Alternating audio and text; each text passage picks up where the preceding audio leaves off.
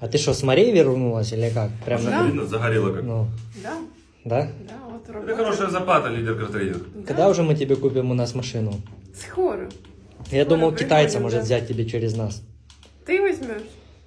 Думаю, вряд ли. А мы можем на нее вот это в лизинг взять машину, типа вот это, знаешь? А ты официально устроен? Ты официально устроена? Конечно. О. Лідер крафтрейдинг? Да. От, ну, щоб ви розуміли, ми запустили ще машини доставки з Китаю. Ми вчора знімали відео, зараз будемо їх викладати. От, тому дивіться, ну там ціни, щоб ви розуміли, різниця в 9-10 тисяч доларів є. То есть, ну, Одна и сотенка, это, да. да, и это новые машины. Да, да, да. Причем на комплектациях, ну я в BMW таких, извини меня, не видел, которые там Не, есть. ну если в BMW, не надо тут преуменьшать, скажем так.